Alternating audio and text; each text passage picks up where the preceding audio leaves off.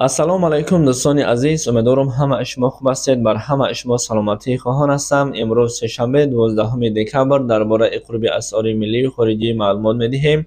$100 برابر به 1095 سومانی و همچنین 100 یورو برابر به 1180 سومانی. دوستان عزیز، در زیر نوار لایک کنید، به کانال ما پادپیسات کنید. دستگیری شما پیشروی این کانال ما هست. خداوند از همه شما راضی باشد. چند روز پیش پایان رفتن قرب روبل مردم مهاجر را نگران کرده بود و عین حال 1000 روبل روسی برابر به 120 سومن و 70 درم را تشکیل کرده استاده است. ان شاء الله که من بعد بالا می شود، ناامید نمی شویم.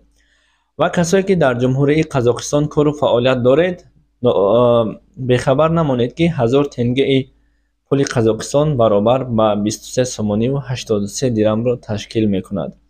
و کسایی که در جمهوری ترکیه کار و فعالیت دارید، 1000 لیره ترکی برابر به 377 سومانی تاجیکی می باشد. دوستان، خاطر رسان میکنیم لایک و پادپیسات را فراموش نکنید. خداوند از همه شما راضی باشد. و 50,000 سوم جمهوری ازبکستان برابر به 44 سومانی و 35 درم تاجیکستان را تشکیل می کند. خدا نگهبان شما باشد و انتظار نوارهای دیگر باشید.